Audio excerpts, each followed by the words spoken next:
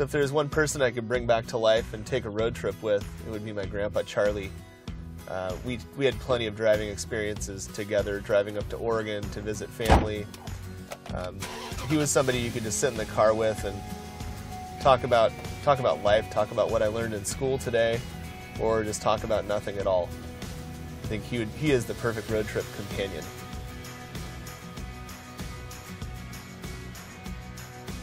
My grandfather was never satisfied with the status quo. He was always pushing to evolve winemaking in his life anyway into something better. Starting with Caymus Cabernet, it continued on into Conundrum, where my grandfather would sit at the dinner table and blend bottles of wine together that you typically would never traditionally blend.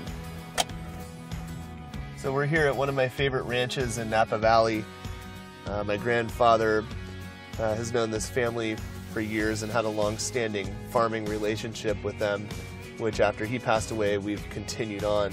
There's a very nostalgic value to being here. Whenever I drive on this property, I get a very warm feeling. I think in everybody's mind, he was an old farmer wearing suspenders and a 10-gallon hat with a feather. And that was him. He was an old school winemaker. He learned how to make wine by reading books. He never had any formal schooling. He really prided himself on that. I got to know my grandfather very well before he passed away. So there's a lot of local character and flavor in the places that we grow grapes for Conundrum. We have Napa, Piscinas, Salinas, Arroyo Seco, and Visalia. All of these places grow grapes, different grapes, better than the next place. And that's why we go there for Conundrum. We're looking for the diversity of each one of these sub-regions of California. My great-grandfather, Salvatore, which is on my mother's side of the family, came to Napa Valley in 1923, and they bought this ranch. It was a sheep farm back then, and started planting grapes on it. Sauvignon Blanc tastes so good from Napa Valley because we have heat every day of the growing season, and what the heat does is it sort of zaps out the vegetal characters of Sauvignon Blanc. And then the San Francisco Bay cools down this area every night, so we could have a 100-degree day that cools down to about 50 degrees that same night.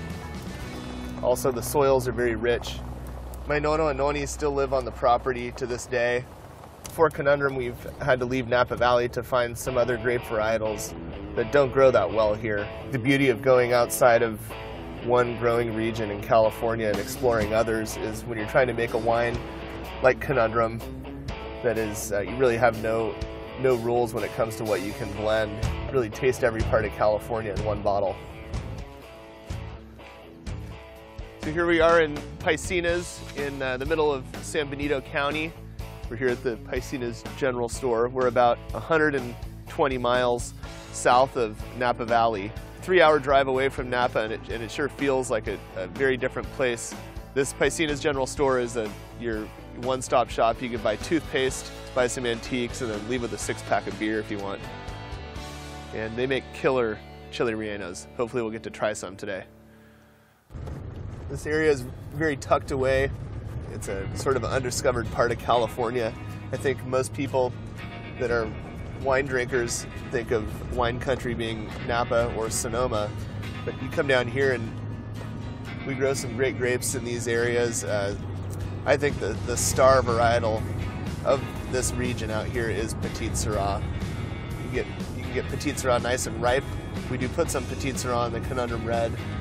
This area here, this vineyard is owned by a close friend of ours, and they grow some grapes for us. They named the vineyard Pedregal for the rocky outcropping that sort of defines this vineyard. I think my first impression of this area was I've been driving by the turnoff to get here for my whole life, and I never knew that there's a great wine growing region just right under our nose.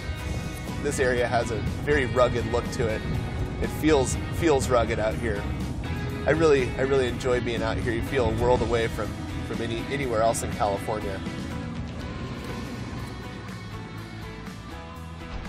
So when we first started coming out here, little did we know that my quadruple great grandfather, Moses Stice, lived in a nearby town, and we think he's buried up here in this cemetery. We're going to take a hike to it and see if we can find him.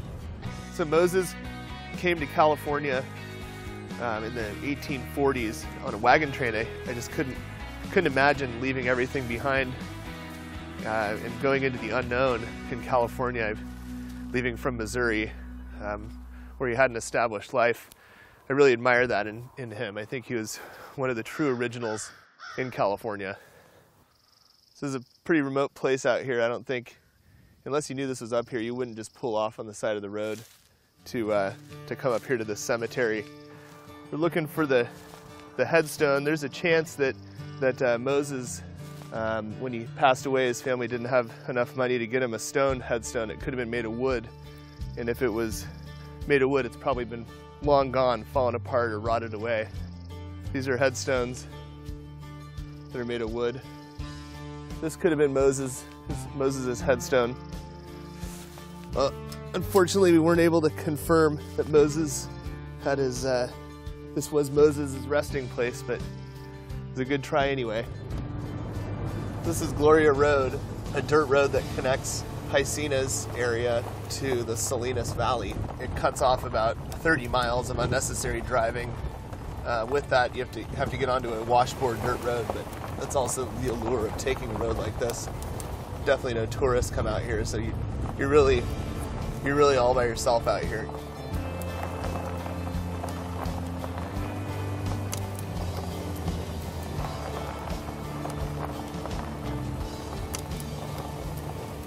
It's hard to find a state-maintained unpaved road anywhere in California.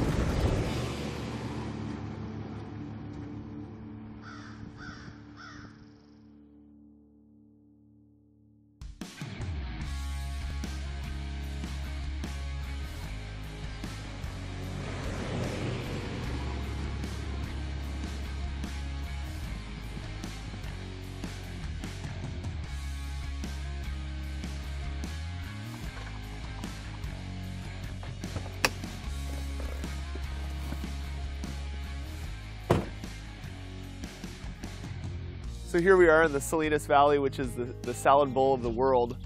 It's amazing to me that this valley floor here produces a bunch of row crop that feeds the world. So a lot of the lettuce and vegetables that people eat around the world are from here. It really is an amazing place, 70 miles long by, I think it averages 4 or 5 miles wide, yet produces a lot of the world's row crop. And that's all that farming is done here in the valley floor. Up here, the Santa Lucia Highlands bench, this is all where all the grapes are grown. We love this area for growing white varietals because of the cool weather. We retain a lot of natural acidity. The breeze comes right off of Monterey Bay, keeps the daytime temperature pretty cool. About 85 degrees would be a fairly warm day here. But we also have sunlight every day, which we get full ripeness from the sunlight. So we have pretty much the best of both worlds. It's an amazingly rich agricultural area.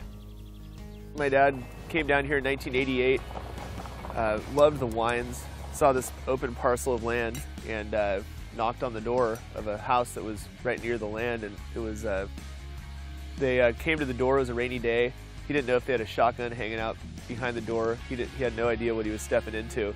Anyway, he left that day with a handshake deal to plant the first 20 acres of this ranch. One of my favorite stops in the Salinas Valley is stopping by the Soledad Mission. It's really such a beautiful old building. I love to just walk in there, listen to the music, clear my head. It's really like stepping back in time.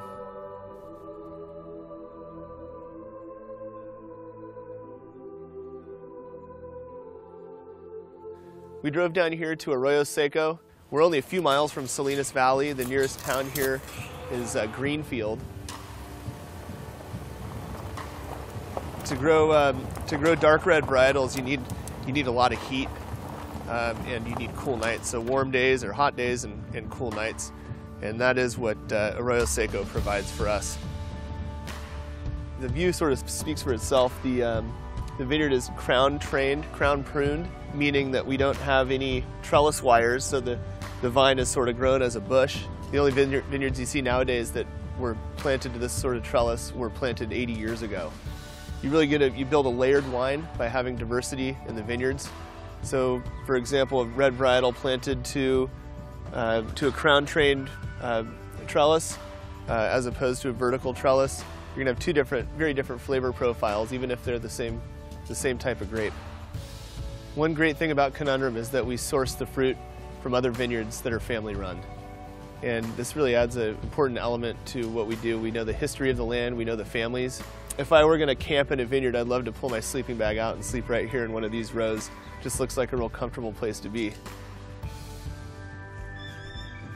I got a 3-hour drive ahead of me to Visalia. It's where we source a very important ingredient to our Conundrum White. It's amazing to me, it's such a dry, arid, flat place, yet it produces one of the most floral grapes in the world. It's a great long drive. I love to sit in the truck and kind of just space out, remove myself from the workday.